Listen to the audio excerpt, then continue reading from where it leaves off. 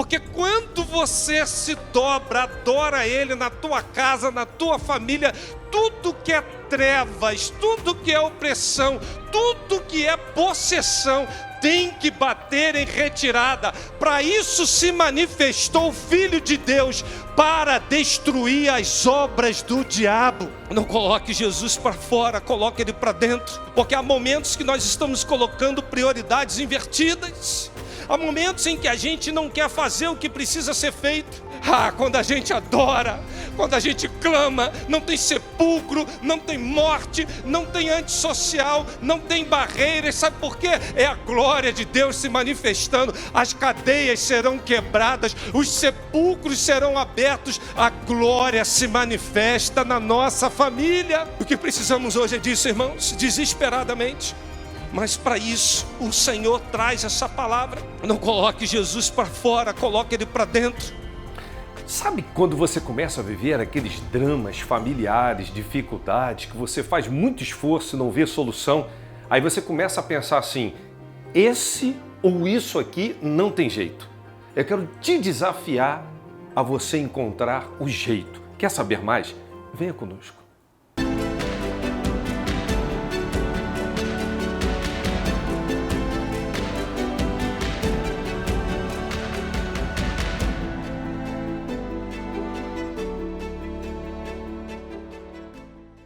Queria convidá-los a abrir a palavra do Senhor em Marcos 5, do verso 1 ao verso de número 14. Marcos 1, de 5 a 14. Nós vamos meditar no tema, quem disse que não tem jeito? Quem foi que falou que não tem jeito? E chegaram a outra margem do mar, província dos Gadarenos, e saindo ele do barco, ele saiu logo ao seu encontro dos sepulcros, um homem com espírito imundo, ao qual tinha a sua morada nos sepulcros, e nem ainda com cadeias o podia alguém prender, porque, tendo sido muitas vezes preso com grilhões e cadeias, as cadeias foram por eles feitas em pedaços, e os grilhões em migalhas, e ninguém o podia amansar. E andava sempre de dia e de noite, clamando pelos montes e pelos sepulcros, e ferindo-se com pedras, e quando viu Jesus ao longe, correu e adorou. E clamando com grande voz, dizia, que tenho eu contigo, Jesus, Filho do Deus Altíssimo? Conjuro-te, por Deus, que não me atormentes. Porque ele dizia, sai deste homem, espírito imundo. Perguntou-lhe, qual é o teu nome? Ele respondeu, dizendo, Legião é o meu nome, porque somos muitos. E rogavam-lhe que os não o enviasse para fora daquela província. Andava ali passando no monte uma grande manada de porcos, todos aqueles demônios lhe rogavam, dizendo, manda-nos para aqueles porcos, para que entremos neles. E Jesus logo lhe permitiu, e saindo aqueles espíritos imundos, entraram nos porcos, e a manada se precipitou por um despenhadeiro no mar, eram quase 2.000, e afogaram-se no mar. E os que apacentavam os porcos fugiram, e o anunciaram na cidade e nos campos, e saíram muitos a ver o que era aquilo que tinha acontecido. Pai, tua palavra será proclamada, ela sempre faz o que te agrada. Fale com cada um, com cada família, restaure vidas e lares nessa noite para a glória do seu nome. Oramos em nome de Jesus. Amém. Era muito tarde da noite. E já tinham vivido fortes emoções por uma grande tempestade que acabara de suceder. Agora entrando numa província, um lugar muito íngreme, um lugar de grandes cavernas, Jesus se depara com algo que talvez para aquela região já fosse normal, mas algo assustador. Eis que vem um homem louco, ensandecido, com uma força descomunal, Lucas vai dizer que ele não tinha vestimenta alguma, ele estava nu. Mateus vai dizer que ele era antissocial, pois ninguém conseguia conviver com ele. E esse homem então começa a se aproximar de Jesus, porque sabia quem era o mestre, e ninguém podia deter esse homem. Aliás, se você for ler todos os evangelhos sinópticos, vão apontar para um homem que tinha uma força descomunal. Cadeias, prisões, não conseguiam segurar e paralisar esse homem. E é o momento então que ele olha para Jesus e ele começa a se enxergar, até porque esse homem já tinha perdido o amor próprio. Esse homem não tinha nome. Quando perguntaram qual é o seu nome, ele responde: Legião. Perdeu a identidade, perdeu o amor próprio, perdeu tudo que a vida poderia lhe proporcionar. Mas quando viu Jesus ao longe, ele corre e o adora, clamando, dizendo que tenho eu contigo, filho de Davi.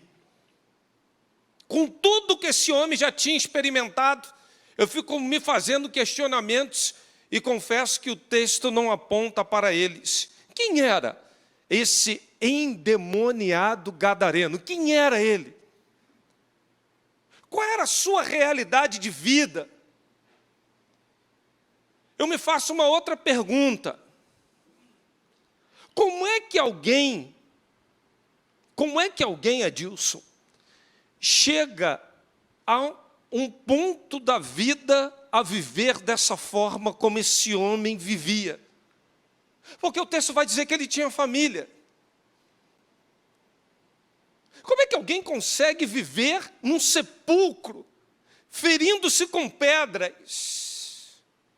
Como é que alguém chega a um submundo espiritual, físico, psicológico? Ele vai nos porões da podridão. Mas minha pergunta é: como é que alguém consegue viver assim?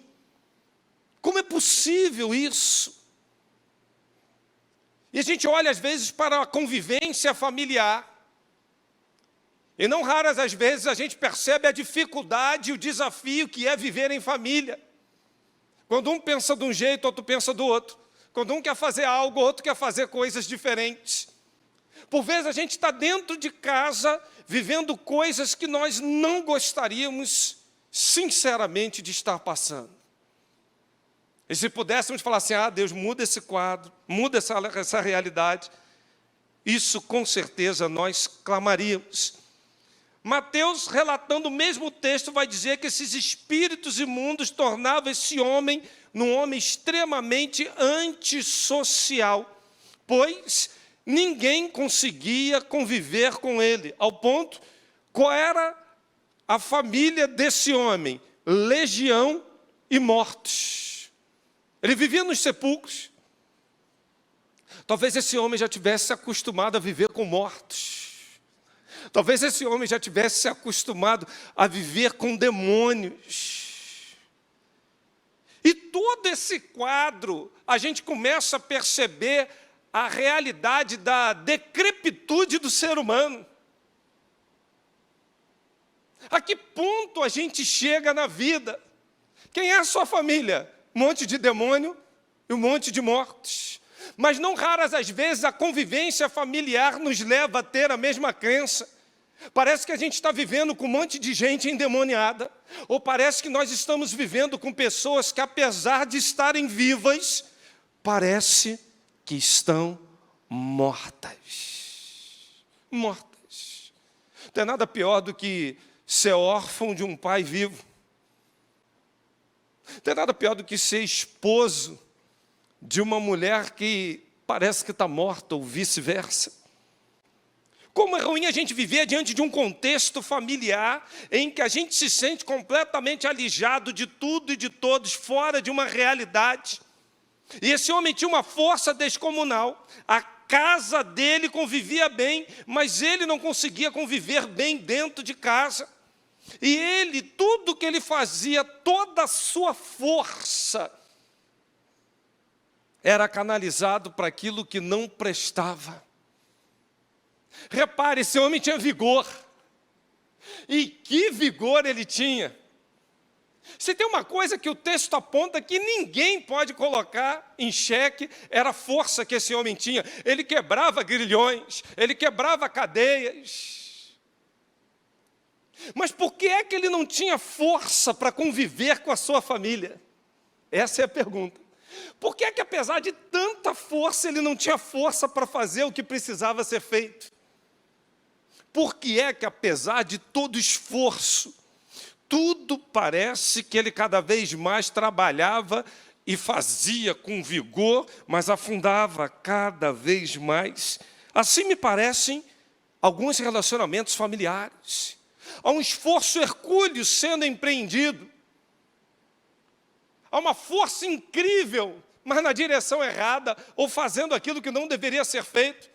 Há pessoas que vêm para a igreja durante tantos anos, se esforçam, mas dentro de casa não conseguem ser luz do mundo e sal da terra para o marido.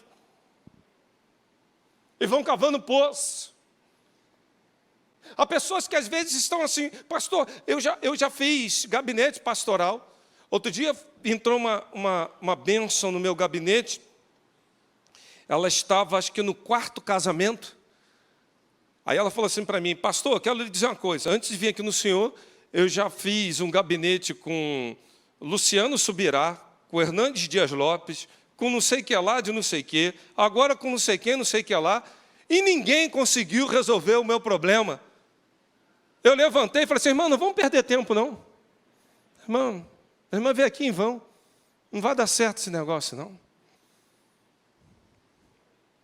O problema é que a gente crê piamente que nós estamos fazendo todos os esforços necessários a uma força descomunal para aquilo que não deveria ser feito. A gente tem gente que força para brigar. Você conhece gente implicante? Não precisa acusar não sei o que você queira. Você é implicante, meu irmão? Você gosta de implicar? Você não deixa passar nada? Tem gente que gosta de implicar, né, irmão? Tem gente que gosta. Irmão, como às vezes há um esforço, mas um esforço grande para atormentar. Eu vejo às vezes alguns maridos e mulheres fazendo coisa com o cônjuge, que, irmão, é para tirar do sério. Não é possível. E faz a segunda, não é verdade, irmão? Não é possível, e não percebe que está atormentando. Está gerando problema. Por isso que a Bíblia assim fala assim, ó, pais, não provoquem a ira dos filhos, porque tem pai e mama que é um chute. Gente chata. Irmão, como é ruim viver com gente chata. Com gente que reclama de tudo, com gente que não está satisfeito com nada, com gente que tudo vê problema. Irmão, conviver com gente chata é muito ruim, gente. Eu conheço gente aqui dentro da igreja que passa uns percalços, uns problemas. A hora que vê uma alegria, é um entusiasmo, eu falo, como você me ensina. Como é bom viver com você. Eu conheço outros que têm uma vida maravilhosa, já chega aqui falando, ó vida, ó céus, o ar está gelado, não gostei desse cântico. Esse pastor, não sei não. Gosto muito disso, não gosto não. Sabe? Está tudo ruim, está tudo difícil.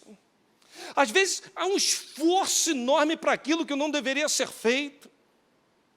Aquele homem fazia força para se cortar com pedras, ninguém o detinha, não tinha cadeia para paralisar a vida desse homem. Que força incrível para aquilo que não deveria ser feito. Agora não tinha esforço para adorar a Deus, não tinha esforço para viver em família, não tinha esforço para sair daquela situação. Porque para ter jeito, irmão, bote uma coisa na sua cabeça, é preciso fazer esforço na direção correta. Não tem como eu ficar fazendo força para não sair disso. Aliás, a caminhada cristã, a Bíblia fala, esforça-te e tem. Olha aí, esforça-te e tem. Tem gente que tem muita força, mas anda assim, ó. Nós iniciamos o culto aqui dessa noite, né? Ó Senhor, eu vim aqui alegremente te adorar. Nem você está acreditando nisso, meu irmão. Nem você. Não, não tem, não tem. Fala a verdade. Deus, me dá uma alegria, Pai, renova-me nessa noite, bota algo especial, eu preciso ser impactado pela Tua palavra, Pai. Muda dentro de mim o que precisa ser mudado, gera dentro de mim aquilo que precisa ser gerado. Eu não tenho como ficar culto após culto, adoração após adoração, e não ser impactado pela Tua palavra, lutando contra as verdades espirituais. Esse homem enxerga que dentro de casa ele estava usando uma força, mas uma força na direção errada, ao ponto dele ir para sepulcros. Quanto tempo você está vivendo uma vida de decepção, uma vida de traições, uma vida de mentiras, de mágoas? Parece que não há mais forças para lutar, e fica tudo antissocial, você não tem mais gosto de conviver. A convivência vai se transformando numa coisa insuportável, sabe por quê? É muita força na direção errada. Chega uma hora que cansa. Chega uma hora que a gente fala, não quero mais isso não. Quanta força. Eu fico pensando naquela mulher do fluxo de sangue, 12 anos. Gastou tudo que tinha. Uma mulher impura. Uma mulher que não tinha relacionamento, vida sexual, não tinha vida espiritual e não tinha vida social. Depois de tudo que ela gastou, ela se encontra com o mestre. Mas essa mulher faz uma coisa, se eu só tocar ali, ó, na orla, Adriana, sabe? Só um toque, eu sei que eu posso ser curada. Depois que ela gastou tudo que tinha, um esforço enorme, ela foca o resto de força que tinha na direção correta. Ela dizia, se eu tão somente tocar, minha vida pode ser transformada. Eu desafio você a pegar assim, o último gás que você tem. E quando a gente acha que não tem mais gás, tem sim, irmãos. Pastor Wellington está aqui, é maratonista, sabe disso. Vai chegando lá nos 30 km, já está ali, né? Boca para o lado de fora, né, pastor? Ainda tem mais 12 quilômetros para concluir, e parece que vem aquele gás assim que você, né? Você chega lá, irmão. Há uma coisa assim sobrenatural. E o Senhor quer gerar esse algo sobrenatural em você. É com esse gás que você ainda tem agora, que pode ser tão pouco aos seus olhos, mas foque em tocar tão somente na orla, para que as coisas sejam transformadas. A gente olha para o texto, a gente vai verificar que esse homem já estava com a sua vida moral destruída. Pois Lucas 8, 27 vem dizendo que ele estava nu. E a nudez, as roupas, os trajes, ou a falta deles, demonstra exatamente como é que está a nossa vida espiritual diante do Senhor. Nu. E uma das questões que mais tem afetado hoje as famílias chama-se imoralidade. Como isso tem afetado? Em Hebreus 13:4 a palavra nos fala, bem-aventurado é um matrimônio leito sem mácula. Porém, os que se dão ao adultério, Deus os julgará. Eu gosto muito dessa palavra adultério, que a gente usa adultério só para relacionamento, mas adulterar é mudar a forma. E todas as vezes que tem uma coisa natural para você fazer, e você não faz, você está adulterando. Às vezes entra dentro do meu gabinete e fala, pastor, outro está na pornografia, aí o marido fala assim, mas ela também não me dá aquilo que me deve. A Bíblia fala que cada um deve pagar ao outro aquilo que é devido. Irmão, vida marital é uma vida que inclui obrigações, responsabilidades. Não adianta casar e querer levar a vida de solteiro, é melhor ser solteiro. E o pior, Dalmo, que tem gente que está querendo casar para ser feliz. Meu irmão, se você não é feliz solteiro e sozinho, tu não vai conseguir fazer ninguém feliz, não. Você precisa ser feliz, está bem, para fazer alguém feliz. E nesse processo a gente percebe que as pessoas estão, na verdade, vivendo egoisticamente, não percebendo que, às vezes, você ajuda o outro a viver uma vida de imoralidade. Pois quando Hebreus fala bem-aventurado é o matrimônio leito, ele faz uma distinção entre matrimônio e leito. Que às vezes você não macula o leito, mas macula o matrimônio. Às vezes você macula o matrimônio e não macula o leito. Ele fala, bem-aventurado os que têm isso aí santificado.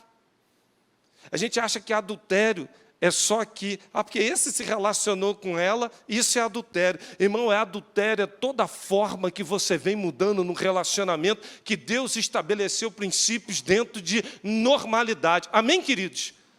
Porque adulterou. Eu quero ver o dia que vai chegar aqui, ó. Ele não dá a ela o que é devido, adulterou, pastor, e agora? A gente acha que adultério é só quando atraiu. É muito mais profundo, ao ponto de Malaquias, o próprio Deus usa o profeta e fala assim, ó, eu, o Senhor, odeio o divórcio. Malaquias 2,16. E sabe o que quer dizer divórcio ali? O verbo hebraico original quer dizer repúdio, ou seja, Deus está falando assim, eu odeio você viver repudiando. Por quê? Porque repúdio é adultério, é adulterar a forma que um homem não poderia viver com uma mulher. Perceba a profundidade que é isso, queridos irmãos? Quando você percebe isso, você vai ver que a questão da imoralidade é um contexto muito mais amplo do que se fala. Ao ponto de Jó falar assim, irmãos, eu queria que os homens fizessem assim, como uma oração como Jó. Eu fiz um pacto com os meus olhos. O homem é visual, né? De não olhar para uma donzela com aquele olhar de, você entendeu? E Jó fala assim, ó, se eu olhar para uma mulher desse jeito, eu quero que os meus inimigos se deitem com a minha mulher. Tu teria coragem de fazer um pacto desse?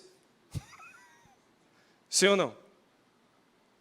Meus irmãos, essa questão da imoralidade é muito mais profundo do que se pensa. Hoje casais estão vivendo egoisticamente, até os solteiros estão vivendo de uma forma inadvertida, satisfazendo suas concupiscências, suas paixões, e não percebendo que há princípios muito maiores. Por isso o profeta Oséias dizia, a sensualidade, o mosto e o vinho cega o entendimento. Há muita gente hoje que não consegue entender projetos e propósitos espirituais. Por quê? A imoralidade tomou conta. 1 Coríntios 10, 5 pecados capitais deixam o povo fora da terra prometida. E um deles chama-se imoralidade. Imoralidade. Como isso tem afetado as famílias. No outro ponto, a gente vai perceber então que esse endemoniado vivia aprisionado. Verso 4 diz, muitas vezes preso com grilhões e cadeias, as cadeias foram feitas em pedaços e os grilhões em migalhas, e ninguém o podia amansar. Quantas cadeias, quantas prisões, quantas correntes estão hoje afetando a tua vida? Por que hoje você se vê aprisionado por um casamento de um filho que não deu certo? Por que hoje tem muita gente falando assim, pastor, eu estou aprisionado num relacionamento que já deu. Casei com a pessoa errada. Irmão, não tem gente errada para casar. O que tem é método errado para se relacionar com a pessoa certa. O problema não está na pessoa do outro lado, está na ferramenta errada. E a gente não enxerga isso. Aí vai para o segundo casamento. 78% fala que o segundo casamento é muito pior do que o primeiro. Óbvio, o primeiro você já conhecia os defeitos, já sabia como lidar. E o segundo, até a máquina engrenar, irmão, é uma tragédia. Você já está tão ferido, tão ruim. Aí vai gerando expectativas irreais, vai vivendo uma vida ilusória, vai se decepcionando cada vez mais na vida. Sabe por quê? Você não se permite trabalhar as suas prisões interiores. Você não está permitindo o Senhor quebrar correntes que aprisionam a tua alma, o teu coração. Por isso os relacionamentos são assodados. O problema não está naquele cônjuge, naquela mulher. O problema está dentro de cada um de nós. Nós estamos vivendo uma vida familiar que sonhos estão sendo sepulcrados, como aquele homem vivia em sepulcros. Estamos vivendo uma vida familiar com tantas iniciativas que ficaram para trás. Por quê? Hoje parece que o relacionamento se transformou numa prisão. Quantas vidas espirituais sepulcradas hoje nas famílias. Famílias que não oram. Famílias que não têm prazer em meditar na palavra. Famílias que não se quebrantam mais diante do Senhor. Hoje, quantos sepulcros, o sepulcro da falta de perdão, como isso acorrenta, aprisiona, o sepulcro do desamor, o sepulcro da desconfiança, toda hora vai lá no celular, deixa eu ver com quem está falando. Aliás, hoje eu recebi uma mensagem de WhatsApp fantástica, falando assim, melhor GPS de controle de onde você está e para você não perder o caminho de volta para a sua casa. Melhor aplicativo que tem, lançado de muito tempo e poucos conhecem. Eu fiquei curioso. Quando eu puxei a barra de rolagem para ver o que estava escrito embaixo, sabe o que estava escrito? Sua esposa. Melhor aplicativo de controle, de onde você vai, o que você faz, onde você está.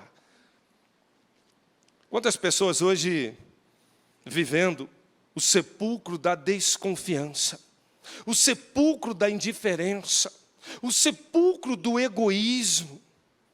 Quantas pessoas hoje não conseguem mais caminhar porque estão acorrentados, vivendo coisas que estão sendo dominadas. É muito ruim viver com desamor, com desafeto, com desconfiança, com traição. É muito ruim viver com gente egoísta.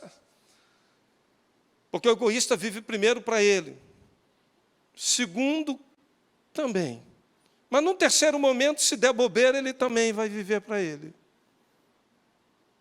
E nada para você. Eu olho para a vida desse homem e percebo que aquele homem era impuro para os judeus. Ele vivia no cemitério. Aquele homem era insuportável para a sociedade e ninguém queria estar perto dele. Aliás, tentaram até dominá-lo e não conseguiram. Ele era insociável, pois a sua família já tinha desistido dele. Ele era um caso perdido. E há muitas pessoas hoje vivendo atormentadas, desassossegadas, marginalizadas pela família, pela sociedade, pela igreja. Há uma morte incrível dentro das pessoas, que elas acabam perdendo o amor próprio, perdem até sua identidade. Qual é o teu nome? Eu não tenho mais nome, meu nome é Legião. E Legião, Meire, quando os soldados romanos queriam vencer uma batalha, mandavam uma legião. Destruíam tudo que vinham pela frente. O nome daquele homem se transformou em Legião. Qual é o teu nome na tua família? Se as pessoas tivessem que te dar um codinome, te chamariam de quê? Nariz em pé. Egoísta. Preguiça. Descansada. Qual é o rótulo que a tua família te dá? Qual é o nome que a tua família te dá? Você tem um nome, mas pode estar certo que a tua família também tem um nome para você. Qual é o nome que a tua família te dá? E pior que todo mundo fala e você não aceita. Não, não sou não, não faço não. Não, não é comigo não. Pastor Pedro, eu sempre falei assim, se 5 pessoas estão te chamando de burro, não fica preocupado não. Se 30 te chamarem de burro, é bom ficar de orelha em pé. Se tiver 100 te chamando de burro, irmão, é melhor começar a dar coice. Assumir que é, porque senão fica difícil. A convivência familiar, as pessoas te olham nos olhos e declaram quem é o teu nome. Mas a gente não quer aceitar isso. A gente quer justificar as nossas ações, ao invés de perceber quem estamos sendo. E esse homem estava com a vida despedaçada, mergulhada num cárcere, acorrentado pelas paixões da carne. O pior é que quando a gente vai mergulhando nesse processo, irmão, dessas prisões, a gente acaba se machucando muito. E a gente machuca tantos outros. O texto fala que aquele homem ele se feria com pedras. Irmãos, aquele homem era uma besta selvagem. É uma besta fera, sem controle. E quando eu lembro disso, eu fico pensando na vida do apóstolo Paulo, quando ele fala assim: duro me é recalcitrar contra os aguilhões. É aquele objeto pontiagudo para dominar a fera, que machuca, que sangra. E ainda assim, a fera fica se batendo e não quer ser dominado. Nesses últimos tempos, você talvez tenha vindo a esse culto pensando assim: pastor, como eu estou machucado. Como eu estou machucada. Mas você não percebe quantos que você talvez já esteja machucando. Quanta gente que está ao teu redor, que não aguenta mais viver com as tuas mentiras, com o teu egoísmo, com a tua prepotência, com a sua insanidade. Às vezes nos olham e falam assim: parece uma besta fera indominável, cego. E eu quero concluir esse sermão, porque o texto fala que aquele homem, quando viu Jesus de longe, ele correu e o adorou. Você quer mudança na sua vida? Você quer mudança na sua família? Corra, se dobre e comece adorando o Senhor. Por pior que possa parecer a situação,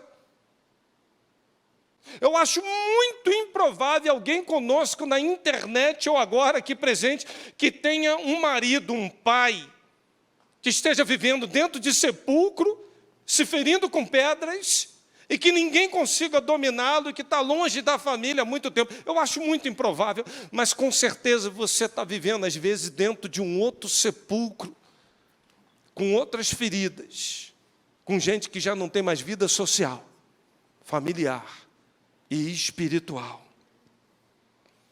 Por pior que possa parecer a situação, comece adorando. O homem, por pior que ele possa estar, ele sempre tem a condição de reconhecer quem é Jesus. E foi o que aquele endemoniado fez. Uma legião, mas ele reconhece quem é Jesus.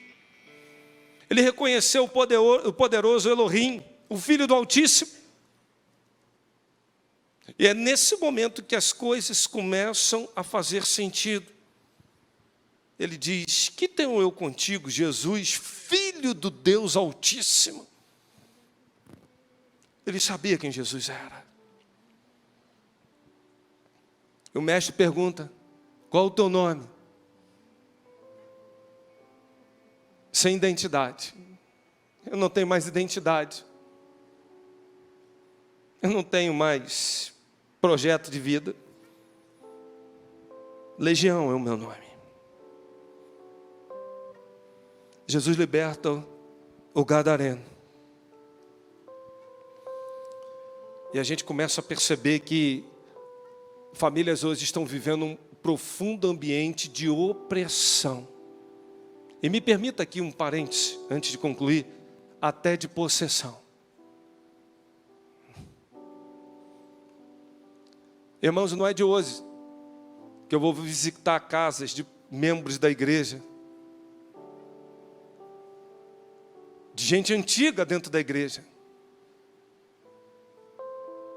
que há casos de possessão. E me permitem um pouquinho mais a fundo nisso.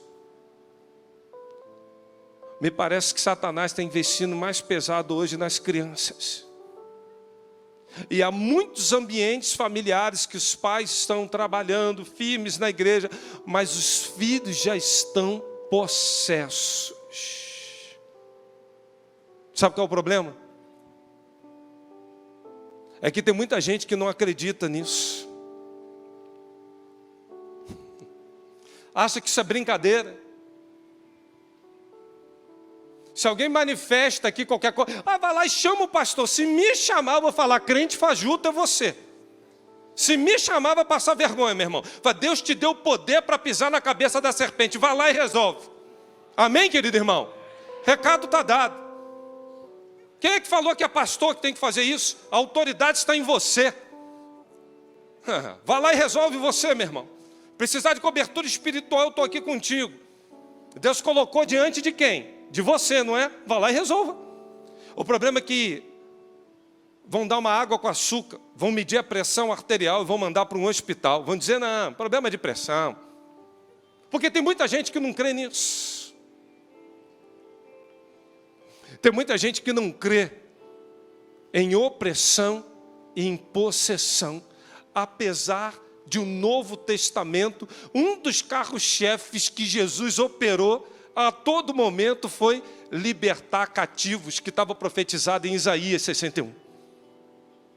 Tem muita gente que não crê nisso, não acredita nisso, até a hora que se depara, ainda quando se depara, parece que está incrédulo, tentando achar uma explicação razoável para aquilo quando não há. Irmãos, o inimigo está batendo a porta contra as nossas famílias, contra os nossos filhos.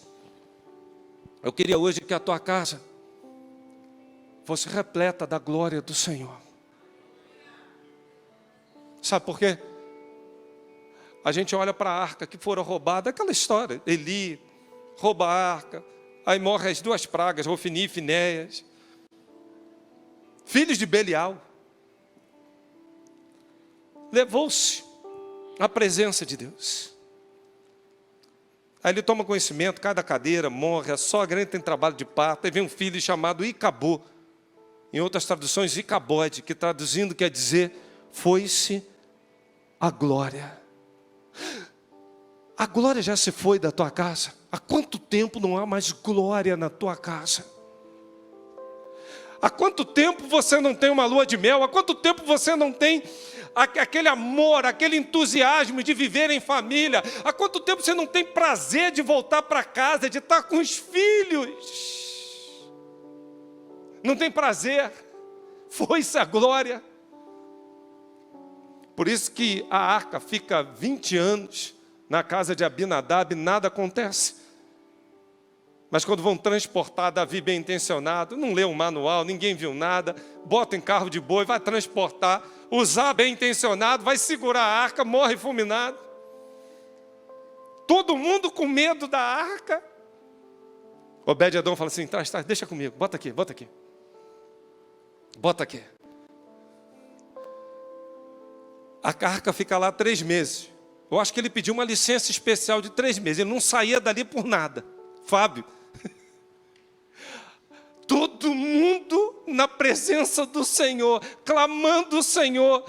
Porque quando você se dobra, adora Ele na tua casa, na tua família, tudo que é trevas, tudo que é opressão, tudo que é possessão, tem que bater em retirada. Para isso se manifestou o Filho de Deus, para destruir as obras do diabo. Quando a gente adora, quando a gente clama, não tem sepulcro, não tem morte, não tem antissocial, não tem barreiras. Sabe por quê? É a glória de Deus se manifestando. As cadeias serão quebradas, os sepulcros serão abertos. A glória se manifesta na nossa família. E o que precisamos hoje é disso, irmãos, desesperadamente. Talvez já hajam casos na tua casa e você não se ligou ainda, de gente possessa ou opressa. Mas para isso o Senhor traz essa palavra.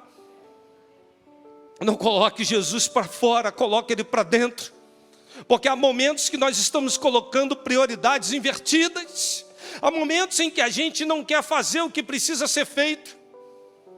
E por isso o texto termina falando daqueles homens dizendo, os demônios entraram numa manada de porcos, que prejuízo. Que prejuízo. Sabe o que acontece, Renato?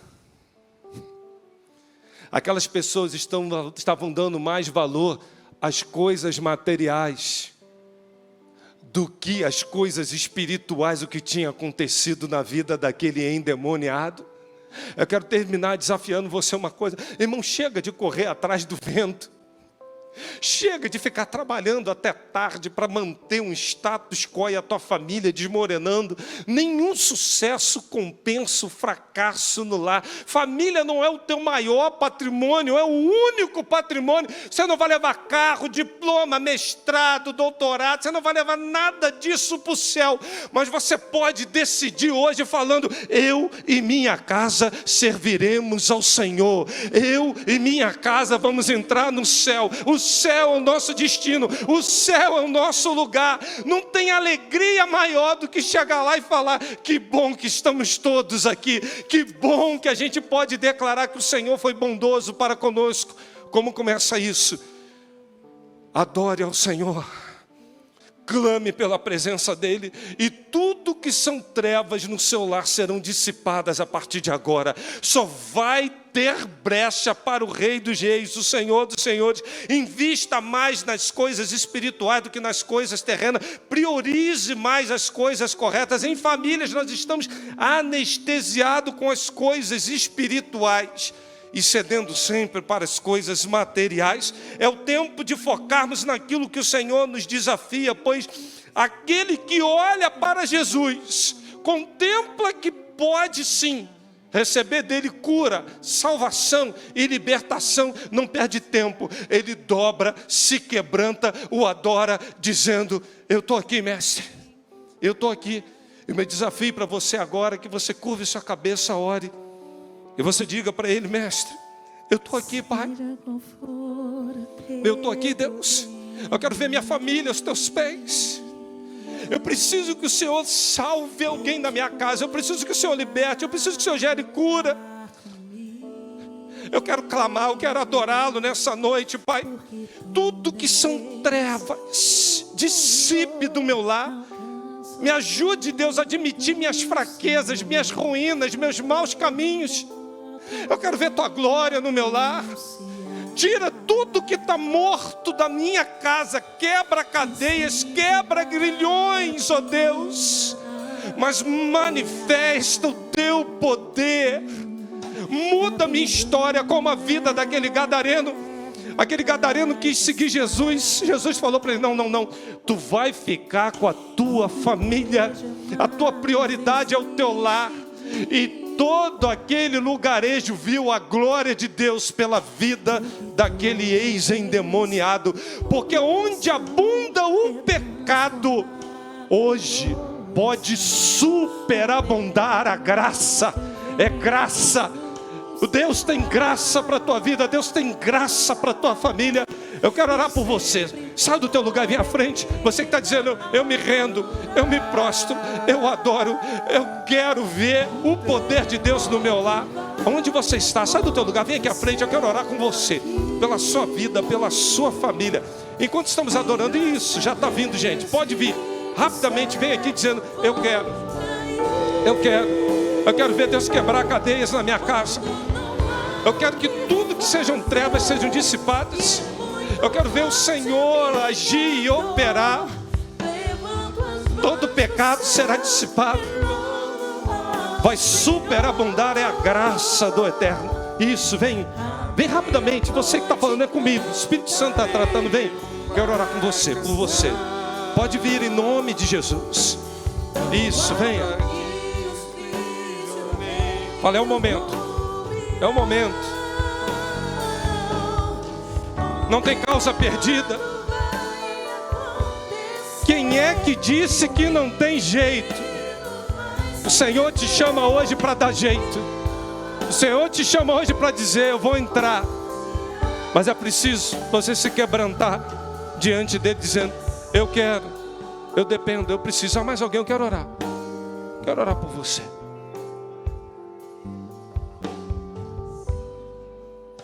Eu quero orar com você agora. Eu peço à igreja para estar de pé.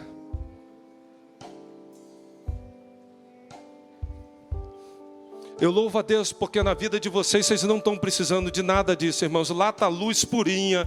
Na vida de vocês aí não tem nenhuma dificuldade. Não tem ninguém perdido na tua casa. Não tem problema nenhum lá. Lá vocês devem estar entrando em casa falando: querubim, pousa aqui. Serafim, como você é lindo. Olha que coisa maravilhosa. Eu louvo a Deus pela vida dos irmãos, porque isso aqui que está acontecendo é tão sério, é tão desafiador. Talvez você não tenha dimensão dessa palavra e do poder que ela pode ter hoje na sua vida, na sua história familiar. Leve a palavra de Deus com seriedade, dizendo: filho de Davi, tem misericórdia de mim e da minha casa.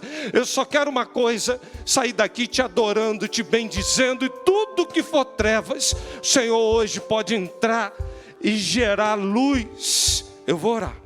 Você que está conosco aí no chat agora, fala: pastor, eu quero, eu dependo, eu preciso. Eu quero orar pela sua vida também, por toda a sua família. Santo Deus, que momento especial na tua igreja, Pai. Para esse culto o Senhor nos chama, para tudo quanto for trevas, que possa bater em retirada da nossa vida, da nossa família. Tudo aquilo que possa estar acorrentando, tudo aquilo que possa estar paralisando, todo tipo de sepulcro, Pai, que esteja gerando morte. O Senhor operou coisa tremenda na vida do gadareno, opera hoje na vida dos meus irmãos, Pai. Nós não queremos ter casamentos destruídos, nós não queremos ver filhos perdidos, nós queremos ter prazer para voltarmos para o nosso lar e bendizer e clamarmos ao Senhor. Ajuda, Deus, a cada família aqui representada que vem aqui corajosamente. Deus, há mães clamando por filhos que estão vivendo cativeiros. Liberta, Pai. Entra como providência, Senhor. Não deixe nossos filhos estarem, ó Pai, vivendo endemoniados ou opressos, porque para isso se manifesta o teu Filho, para destruir as obras do diabo. Nós somos do Senhor. Há um projeto espiritual, e por pior que possa estar a situação, o Senhor é aquele que dá jeito, o Senhor é aquele que toca, o Senhor é aquele que transforma, o Senhor é aquele que muda os tempos e as estações. O Senhor continua o mesmo ontem, hoje, para sempre. Faz isso na vida dos meus irmãos, Pai.